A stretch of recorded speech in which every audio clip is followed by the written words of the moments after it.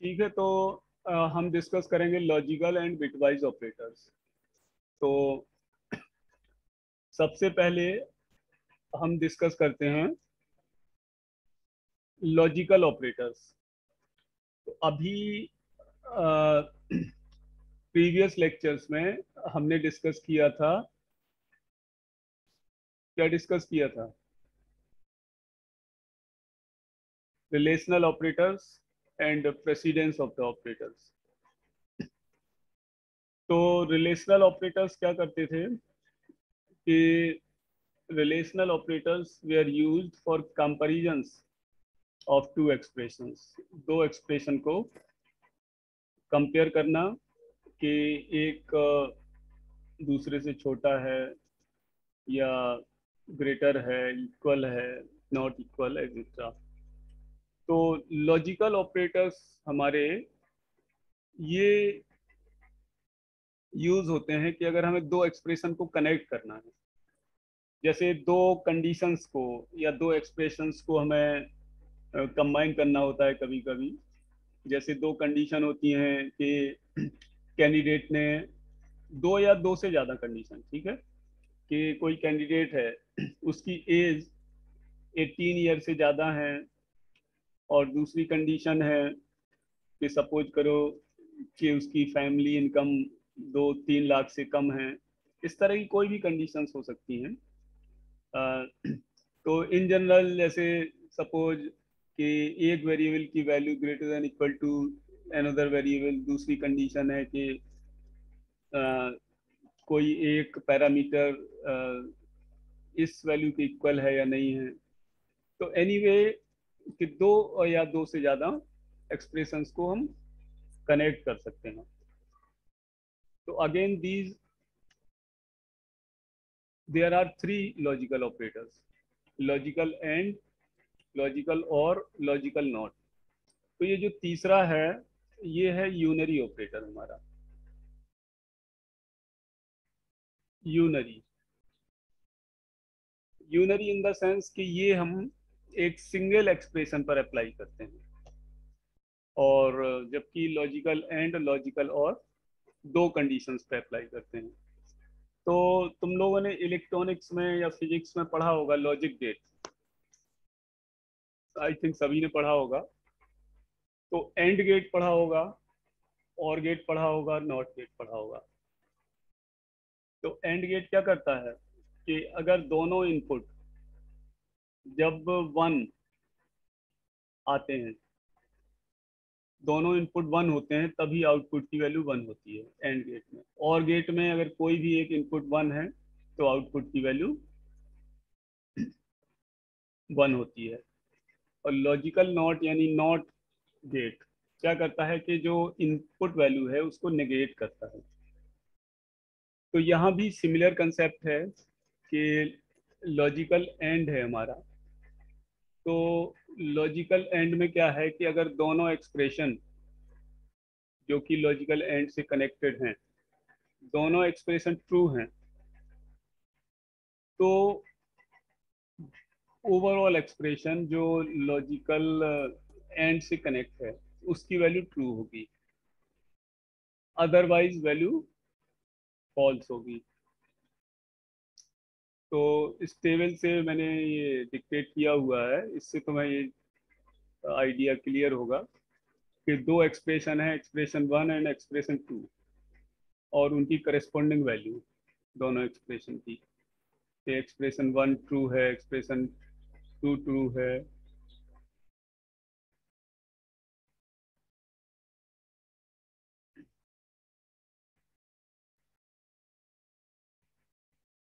तो expression 1, expression 2, और ये कंबाइंड एक्सप्रेशन है एक्सप्रेशन 1 लॉजिकल एंड एक्सप्रेशन 2। तो इससे तुम लॉजिक गेट वाला आइडिया इंप्लीमेंट करके देख सकते हो कि जो ओवरऑल एक्सप्रेशन की वैल्यू आएगी वो ट्रू आएगी कि फॉल्स आएगी।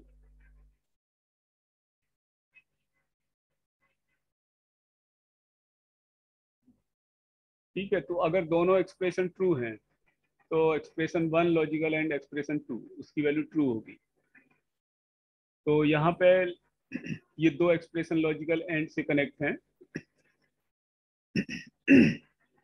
तो ये कंबाइंड एक्सप्रेशन है, एक्सप्रेशन 1 एंड एक्सप्रेशन 2, इसकी वैल्यू ट्रू उस केस में होगी अगर दोनों एक्सप्रेशन ट्रू है, अदरवाइज फॉल्स होगी।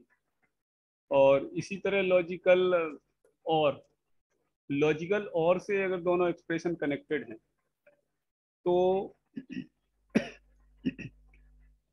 अगर दोनों एक्सप्रेशन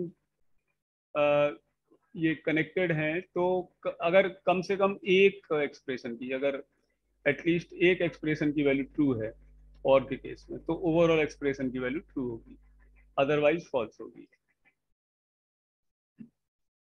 ठीक है, तो ये क्लियर है। तो कहने का मतलब ये है कि expression 1 logical and expression 2 true होगा। और ट्रू मैंने बताया था कि true is equivalent to 1 and false is equivalent to 0। तो दोनों एक्सप्रेशन अगर ट्रू हैं तो ओवरऑल वैल्यू ट्रू होगी, अदरवाइज फॉल्स यानी 0 होगी। इसी तरह और के केस में अगर एक भी एक्सप्रेशन ट्रू है तो ओवरऑल एक्सप्रेशन की वैल्यू ट्रू होगी, अदरवाइज फॉल्स होगी। और जो तीसरी कंडीशन है नॉट एक्सप्रेशन, तो इसका मीनिंग ये है कि ये नॉट जो लॉजिकल नॉट है, explanation sign, exclamation sign, logical not क्या करता है कि एक्सप्रेशन को निगेट करता है। अगर एक्सप्रेशन की वैल्यू ट्रू है तो उसको फॉल्स बना देगा, और फॉल्स है तो ट्रू बना देगा।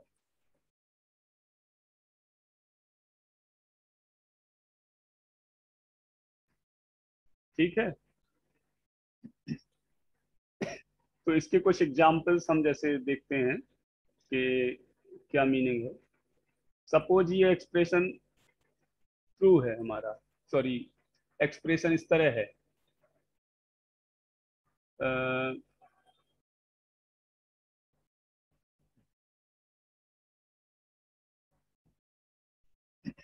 हमने लिया है एक एक्सप्रेशन है 5 double equal to 5 logical and 6 not equal to 2। तो इसका मीनिंग ये है कि ये 5 डबल इक्वल टू 5, ये एक एक्सप्रेशन है जिसमें 5 5 से कंपेयर हो रहा है, तो ये ट्रू है। और दूसरा है 6 इज नॉट इक्वल टू 2, तो ये भी ट्रू है। 6 नॉट इक्वल टू 2, 6 2 के बराबर नहीं है और 5 5 के बराबर है, दोनों ही कंडीशन ट्रू हैं। तो जो ओवरऑल एक्सप्रेशन आएगा ये वाला, इसकी वैल्यू ट्रू हो जाएगी, ओवरऑल एक्सप्रेशन की वैल्यू। इसी तरह दूसरी कंडीशन में भी तुम चेक कर सकते हो।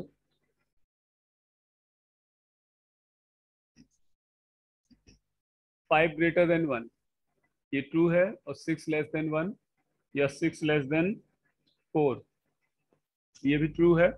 तो ओवरऑल एक्सप्रेशन हमारा ट्रू हो जाएगा। इसी तरह तीसरा एक्सप्रेशन भी तुम देख सकते हो और चौथा भी देख सकते हो। तीसरे में क्या है, पहली कंडीशन फॉल्स है और दूसरी ट्रू है, तो ये ओवरऑल फॉल्स आएगा। ये लॉजिकल और है, ये बाकी पहला तीसरा एंड है। अब इसमें 5 इक्वल्स टू 4, ये क्या है, कंडीशन फॉल्स है, लेकिन नॉट लगा दिया इसमें, तो फॉल्स को इसने ट्रू बना दिया।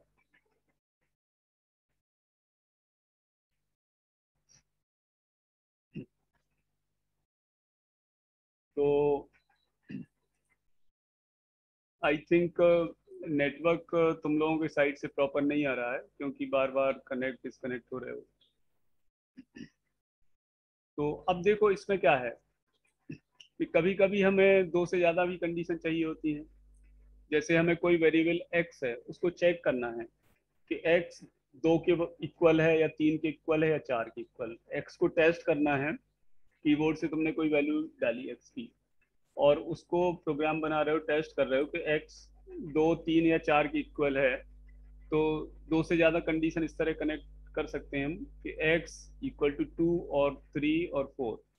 तो x की वैल्यू अगर 2 3 और 4 किसी एक में से है, तो ये ओवरऑल हमारा ट्रू आ जाएगा। और ट्रू आ जाएगा तो y में जो वैल्यू स्टोर होगी वो क्या स्टोर होगी, 1। True means 1। इसी तरह के इस तरह की conditions x greater than 1 and x less than 5, दोनों कंडीशन जब एक साथ ट्रू होंगी तब ओवरऑल ये ट्रू बनेगा। इसी तरह ये है। तो अब इसमें नेक्स्ट हम कुछ ऐड करते हैं।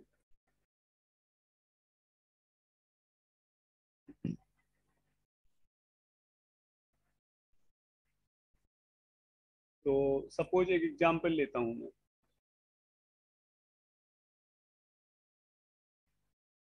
एक यहाँ एग्जांपल लेता हूँ।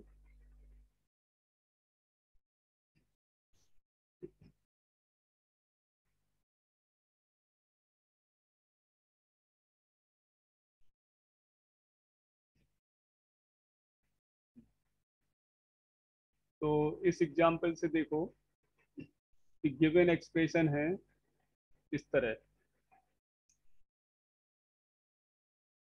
पहला एक्सप्रेशन है, दूसरा एक्सप्रेशन है, और ए बी सी डी की वैल्यू दी हुई है। Suppose A B C D की वैल्यू दी हुई है और एक्सप्रेशन ये है ए लेस देन बी और A less than C and C less than D.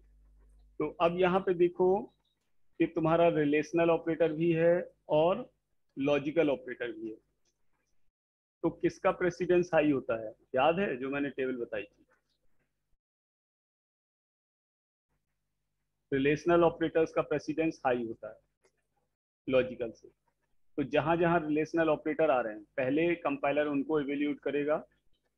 तो ए लेस देन बी, ए और बी ये ट्रू है तो इसकी जगह, नहीं फॉल्स है, ए तो 9 है ना, बी 5 है, तो इसकी जगह 0 आ गया। ए लेस देन सी ये ट्रू है तो इसकी जगह 1 आ गया। And C less than D ये भी ट्रू है तो इसकी जगह 1 आ गया। तो अब बचे हमारे दो ऑपरेटर, और एंड। तो अगर हम इनमें आपस में प्रेसिडेंस देखें तो एंड ऑपरेटर पहले इवेल्यूट होगा और बाद में इवेल्यूट होगा। तो 1 एंड 1 ये पहले इवेल्यूट होगा। तो ये आ जाएगा हमारा 0 और 1, क्योंकि इसका जो रिजल्टेंट आया वो 1 आया। तो फिर ये इसको एवल्यूट करेगा, अब बचा हमारा 0 और 1। तो ये ओवरऑल 1 हो गया इसका। अगर हम y की वैल्यू प्रिंट कराएंगे तो ये वैल्यू 1 आ जाएगी।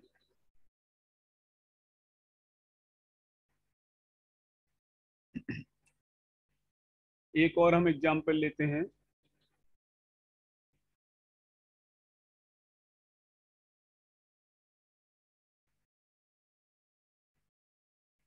इसको देखो, इसका क्या आउटपुट आएगा, चेक करो।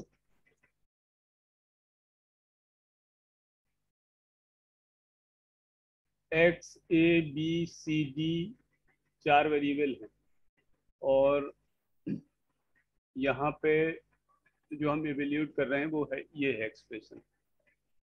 तो क्या आउटपुट आएगा इस प्रोग्राम का, बताओ मुझे, कौन डिक्टेट करेगा?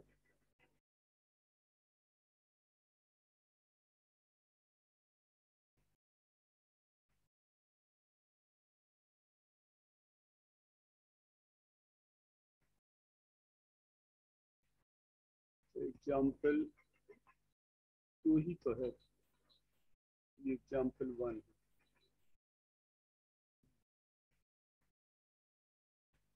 इसका चेक करो, देखो क्या आउटपुट आएगा।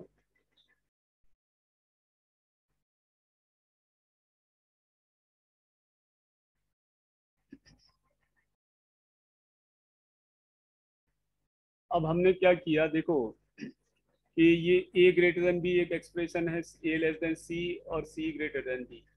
तो इन तीन में से सबसे पहले कौन इवेल्यूट होगा? ये तो जानते हो कि रिलेशनल ऑपरेटर पहले इवेल्यूट हो जाएगा, तो ये होगा, ये होगा और ये होगा। तो उसके बाद ये और इवेल्यूट होगा कि एंड इवेल्यूट होगा पहले, कौन सा होगा? अभी मैंने जस्ट बताया कि एंड का प्रेसिडेंस ज्यादा होता है, तो ये एंड वाला पहले इवेल्यूट होगा, यानी A less than C and C greater than D ये पहले इवेल्यूट होगा। अगर हम चाहते हैं कि ये वाला पहले इवेल्यूट हो और वाला, तो हमें इसके बीच ब्रैकेट लगाने पड़ेंगे। अब यहाँ x की वैल्यू क्या आएगी प्रिंट होके, कौन बताएगा? अब यहाँ से चेक कर लो, ए लेस देन सी, ये फॉल्स है, ए लेस देन सी, क्योंकि ए की वैल्यू 10 है, सी 6 है। तो अगर ये ए लेस देन ई भी फॉल्स है तो इस ओवरऑल की वैल्यू, अब ये सी ग्रेटर देन डी चाहे फॉल्स हो या ट्रू हो, इसकी वैल्यू तो ओवरऑल फॉल्स ही आएगी, यानी जीरो आएगी। और ए ग्रेटर देन बी क्या है, ये ट्रू है, तो ओवरऑल बना हमारा एक्स इक्वल्स टू ट्रू और फॉल्स, तो ओवरऑल एक्स की वैल्यू आ गई 1। तो ये प्रिंट होगा without parenthesis the value is 1, ये आउटपुट आएगा। अब हमने पैरेंथेसिस लगा दिए तो तुम चेक कर सकते हो कि क्या वैल्यू ये प्रिंट करके देगा।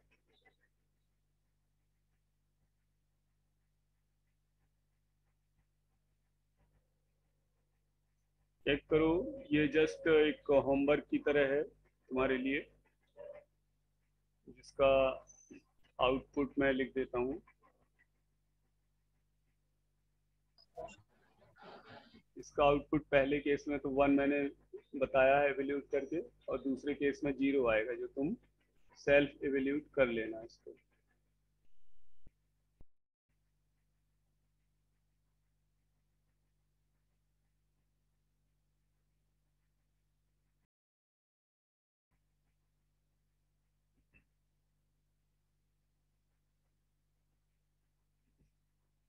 अब लॉजिकल नॉट, जो मैंने बताया कि एवेल्यूट एक्सप्रेशन की वैल्यू को फॉल्स करता है। अगर नॉट एक्सप्रेशन लिखा है तो एक्सप्रेशन अगर ट्रू है तो उसको फॉल्स बना देगा, फॉल्स को ट्रू बना देगा।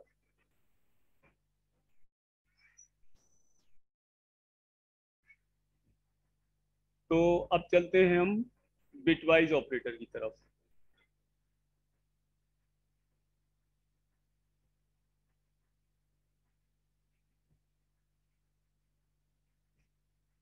तो बिटवाइज ऑपरेटर में अंतर ये है कि ये जो ऑपरेटर्स हैं बिटवाइज ऑपरेटर्स, ये करस्पॉन्डिंग बिट पर वर्क करते हैं। तो बिटवाइज ऑपरेटर हमारे पास 6 होते हैं। बिटवाइज ऑपरेटर ये 6 ऑपरेटर हैं। पहला तो है वंस कॉम्प्लीमेंट, और वंस कॉम्प्लीमेंट का सिंबल इस तरह होता है, ये वाला। फिर left shift, right shift, bitwise and, bitwise और, एक्सक्लूसिव और।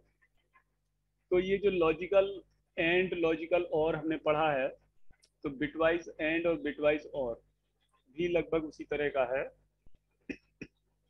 बस अंतर ये है कि ये बिट पर परफॉर्म होगा, बिटवाइज एंड और है, और लॉजिकल एंड और वो परफॉर्म होगा हमारा एक्सप्रेशंस पर। और जो वंस कॉम्प्लीमेंट है, ये वैसे तो सारे ही बिट पर ही परफॉर्म होने हैं। वंस कॉम्प्लीमेंट है लॉजिकल नॉट की तरह, कि ये क्या करता है कि बिट को अपोजिट बना देता है। बिट जो 0 है तो उसको 1, 1 को 0। अब तुम सोचोगे बिट कहाँ से आएंगी, तो एक्चुअली क्या होता है कि जब हम इनपुट देंगे कोई वेरिएबल, लेट से आई या जे या कोई भी, तो जो इनपुट देंगे, जैसे हमने दो इनपुट दिए एक्स वाई, तो उस इनपुट वैल्यूज पे जब हम बिटवाइज ऑपरेटर अप्लाई करेंगे, तो क्या होगा कि कंपाइलर अपने आप उन वैल्यूज को, एक्स और वाई को, इंटरनली बाइनरी में कन्वर्ट कर लेगा। और बाइनरी में कन्वर्ट करते ही, अगर इंटीजर वैल्यू है तो वो 16 बिट की बाइनरी वैल्यू बन जाएगी। इसी तरह दूसरा वेरिएबल 16 बिट की बाइनरी वैल्यू बन जाएगी, और उनकी करस्पॉन्डिंग बिट्स पर ये अप्लाई होंगे। तो देखते हैं।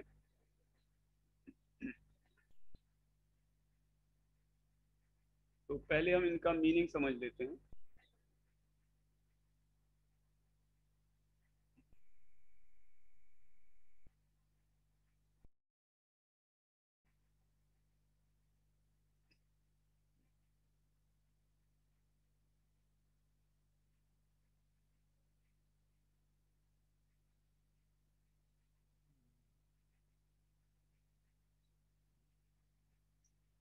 तो मीनिंग समझने के लिए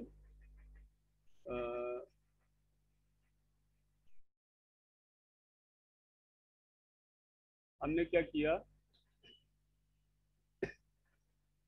अगर C equals to A bitwise operator B है, तो A और B जब हम इनपुट लेंगे तो ये दोनों की वैल्यू कंपाइलर के द्वारा इंटरनली बाइनरी में कन्वर्ट हो जाएंगी।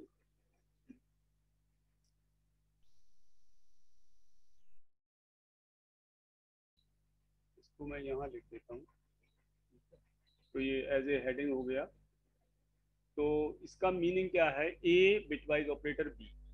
अब ये वंस कॉम्प्लीमेंट के लिए एप्लीकेबल नहीं है, क्योंकि वंस कॉम्प्लीमेंट तो केवल एक वेरिएबल पर वर्क करेगा।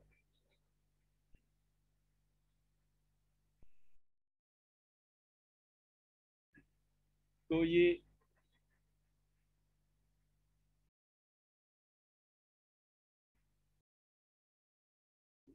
इसकी मीनिंग इंटरनली कंपाइलर के द्वारा बिट में कन्वर्ट हो जाएगी। और यहाँ पर अगर हम बात करें बिटवाइज एंड और ये शिफ्ट हम अलग कर देते हैं, इसको शिफ्ट ऑपरेटर।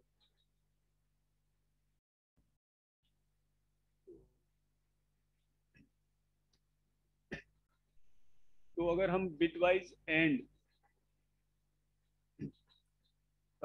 जैसे लिखा होगा कि ठीक है, bitwise and A and B, तो ए और बी की वैल्यू जैसे मैंने बताया कंपाइलर के द्वारा बाइनरी में कन्वर्ट हो जाएंगी, और करेस्पॉन्डिंग जो बिट्स होंगी, अब 16 बिट में कन्वर्ट होगा, इंटीजर होगा, तो करेस्पॉन्डिंग वैल्यू पे एवेल्यूट होगा कि अगर दोनों करेस्पॉन्डिंग बिट 1 है तो वैल्यू तुम्हारी आएगी 1, अदरवाइज 0 आएगी।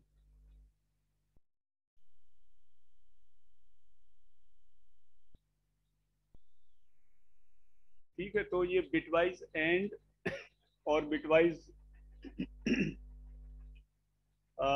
और उसी तरह है जैसे लॉजिकल एंड और लॉजिकल और पढ़ा। अंतर ये है केवल ही बिट पर ऑपरेशन होगा।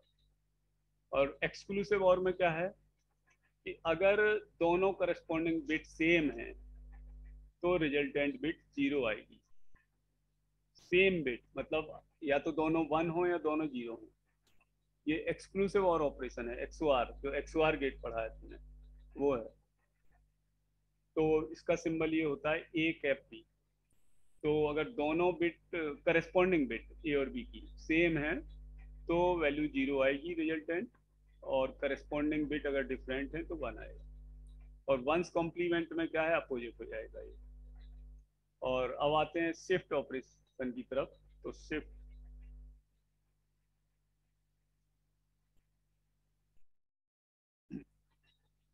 इसको यहाँ नाम डाल देते हैं एक्सक्लूसिव और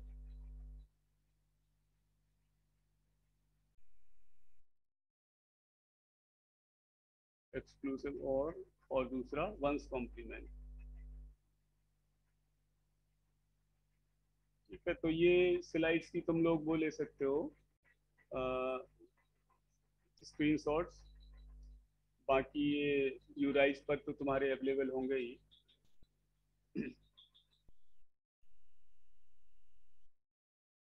ठीक है, तो एंड और समझ गए, वंस कॉम्प्लीमेंट, एक्सओआर और शिफ्ट ऑपरेशन। तो इसमें क्या होता है, लेफ्ट शिफ्ट होता है और राइट शिफ्ट होता है। तो अगर हम लेफ्ट शिफ्ट करते हैं, अब इसमें क्या है कि जैसे मैंने लिखा C equals to A left shift B, तो B क्या है कि नंबर ऑफ बिट्स हैं, नंबर ऑफ टाइम्स कितनी बार हमें लेफ्ट शिफ्ट करना है। जैसे हमने लिखा C equals to 50 left shift 2, तो मतलब 50 की वैल्यू जो बाइनरी में होगी उसको हमें लेफ्ट शिफ्ट करना है बाई 2 बिट। तो उसमें क्या होगा कि लेफ्ट शिफ्ट जब हम करेंगे तो लेफ्ट से 2 बिट हटा देंगे और राइट में 2 0 ऐड कर देंगे। ठीक है, जो ए की वैल्यू होगी, अभी एग्जाम्पल से ये चीज क्लियर हो जाएगी। इसी तरह राइट शिफ्ट में है कि अगर हम राइट शिफ्ट बाई 1 कर रहे हैं तो राइट से 1 बिट हटा के और लेफ्ट में 1 0 ऐड कर देंगे। देखो अंतर ये है कि हमें बिट हटानी है, या तो 0 हो या 1 हो, कोई भी हो, तो हम लेफ्ट से या राइट से बिट हटाएंगे जितनी बार हम शिफ्ट करेंगे, लेकिन जब ऐड करेंगे अपोजिट साइड में तो जीरो ही ऐड करेंगे। तो इनके एग्जाम्पल्स ले लेते हैं जिससे तुम्हें क्लियर होगा एक्चुअली। तो एक एग्जाम्पल मैं लेता हूँ।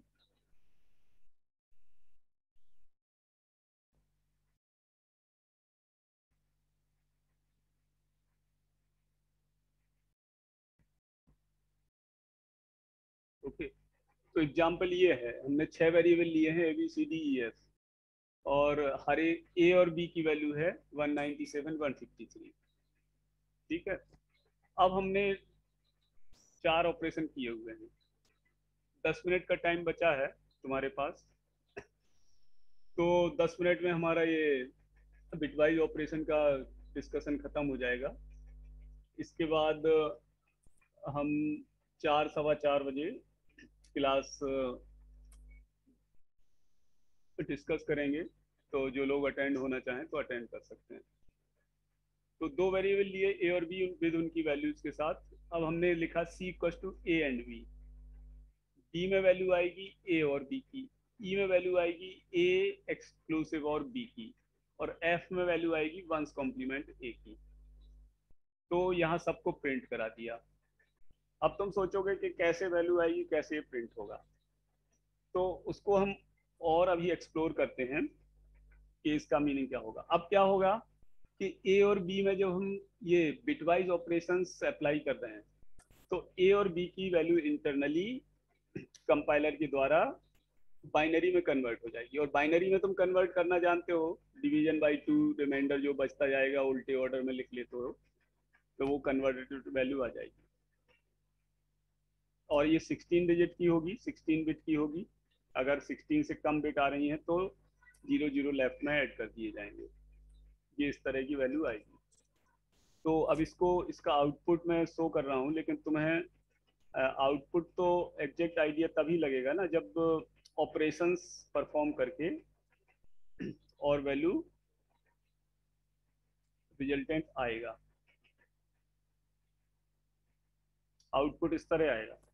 अब इस आउटपुट से और इस प्रोग्राम से तुम्हें कुछ आइडिया नहीं लग रहा होगा, आइडिया तभी लगेगा। अब हम ये देखते हैं कि ए और बी की वैल्यू को पहले कंपाइलर बाइनरी में कैसे कन्वर्ट करेगा। मतलब कंपाइलर जो कन्वर्ट करेगा बाइनरी में ए और बी की वैल्यू को, तो पहले बाइनरी में हम कन्वर्ट करके देखते हैं, फिर उन पर करस्पॉन्डिंग ऑपरेशन अप्लाई करेंगे। तो नेक्स्ट स्लाइड में आ, हम यही कर रहे हैं।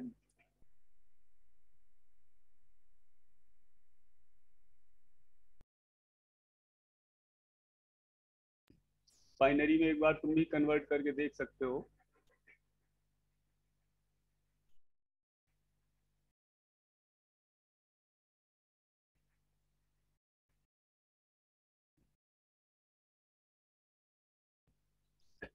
तो इसकी अगर एनालिसिस हम करके देखें,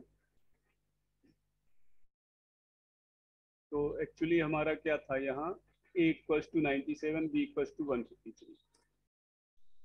ठीक है, तो ये यहाँ हम लिख लेते हैं स्टेटमेंट, जिससे आइडिया रहे कि ए और बी क्या है।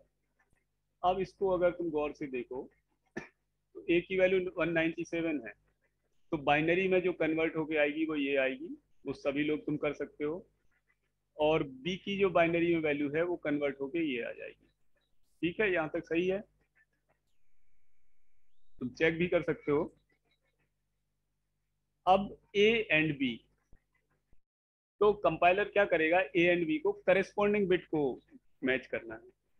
ए एंड बी मतलब अगर करेस्पॉन्डिंग दोनों ही बिट 1 मिलेंगे तब तो आउटपुट में 1 आएगा। तो ये देखो तुम, करेस्पॉन्डिंग बिट यहाँ 1 मिल रही तो 1 आ गया, ये आया ओवरऑल। ठीक है, यहाँ तक तो कोई डाउट होगा नहीं। A and B, I don't think कि किसी को डाउट होगा। तो ए एंड बी आ गया। अब जब हमने ए एंड बी निकाल दिया तो ये सी में स्टोर हो रहा है, और सी को जब प्रिंट कराया तो कंपाइलर सी को क्या प्रिंट करेगा, ये वैल्यू है ना सी की, लेकिन ये तो बाइनरी में होके आई है। इस बाइनरी वैल्यू के करस्पॉन्डिंग जो इंटीजर वैल्यू होगी सी की, वो प्रिंट हो जाएगी। ये इस तरह 129, ये जो हमने प्रिंट कराया इस तरह। इसी तरह ए और बी है कि अगर दोनों में से ए और बी जो ये हैं, ए और बी, इन दोनों में से करेस्पॉन्डिंग बिट में से अगर कम से कम कोई एक है तो ए और बी में 1 आ जाएगा। ये शायद यहाँ पे 1, फिर 111, फिर 0, फिर यहाँ भी 1 आएगा, शायद वो मिस प्रिंट हो गया है आई थिंक। ये ऐसा ये आएगा आउटपुट, काउंट कर लो, 4 5 6 7 8 10 11 5 16, यही आएगा आउटपुट। 1 1 इसलिए आया ना कि ये दो करस्पॉन्डिंग, ये 1 है, ये 1 है, और हम ऑपरेशन यूज कर रहे हैं, तो ये आ गई। अब इसके करस्पॉन्डिंग तुम चेक कर सकते हो कि डी की वैल्यू क्या होगी। 1 प्लस 8, 1 1 2 4 8 16, 28 और 29, 64, 192 और 29, 221 के आसपास आएगा शायद आउटपुट। हाँ सही तो है, 221। इसी तरह ए एक्सक्लूसिव और बी है, तो इसका आउटपुट कैसे आता है कि अगर दोनों बिट सेम है ए और बी की, तो आउटपुट 0, यहाँ तक ये 0 आएगा, और बिट अगर डिफरेंट है, जैसे ये है, ये है, यहाँ पर 1 आ जाएगा, तो ये एक्सक्लूसिव और आया ई। इसी तरह F equals to one's complement A, तो ए की जो बिट है उनको जस्ट ये अपोजिट कर देगा। वंस कॉम्प्लीमेंट का मतलब ये है अपोजिट करना, 0 को 1, 1 को 0। तो जब ई प्रिंट कराओगे तो इस बाइनरी वैल्यू के करस्पॉन्डिंग जो डेसिमल वैल्यू होगी तो प्रिंट होके आ जाएगी। इसी तरह एफ की, तो सी डी ई एफ, इन चारों की वैल्यू जो प्रिंट होके आ रही है वो इस रूल के अकॉर्डिंग प्रिंट होके आ रही है।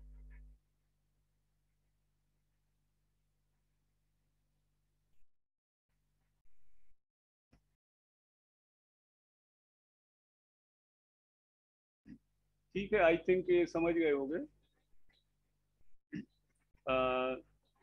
लॉजिकल ऑपरेटर्स,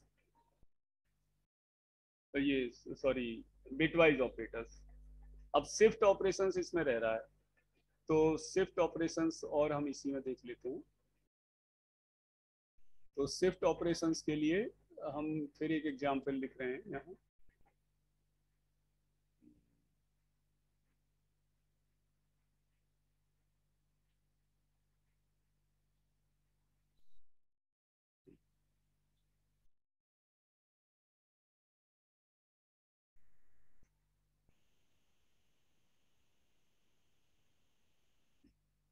तो हमने क्या किया कि आई की वैल्यू ली है 208, दो वेरिएबल जे के लिए। अब हमने लिखा आई लेफ्ट शिफ्ट 1, और जे, जे है कि के है, हाँ जे है, जे राइट शिफ्ट 2। तो आई लेफ्ट शिफ्ट 1 का मतलब कि आई की जो वैल्यू है उसी तरह कंपाइलर इसको बाइनरी में कन्वर्ट करेगा, पहले आई की वैल्यू को, और फिर बाइनरी में कन्वर्ट करके लेफ्ट शिफ्ट 1 यानी लेफ्ट मोस्ट एक बिट को हटा देगा, और उसकी जगह ये यूज करेगा, लेफ्ट मोस्ट एक बिट को हटा देगा और राइट में एक 0 ऐड कर देगा, इस तरह। देखो, आई को बाइनरी में इस तरह कन्वर्ट किया, ये 208 है, और जे को बाइनरी में कन्वर्ट किया, ये 416 है। अब इसको लेफ्ट शिफ्ट किया, आई को लेफ्ट शिफ्ट, तो देखो इससे, तो लेफ्ट शिफ्ट किया तो इसमें क्या किया है कि लेफ्ट मोस्ट एक बिट ये वाली ये हटा दी, और राइट में एक 0 ऐड कर दी।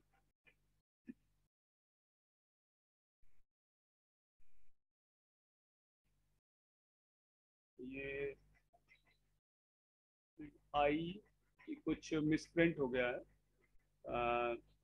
ये जो वैल्यू आएगी इसकी, ये 4 0 है ना, यहाँ 5 0 हो जाएंगी, तो ये आई को ज्यों का त्यों लिखा है एक्चुअली, और के पहले हमने के पे एवेल्यूट किया है, K equals to J right shift 2।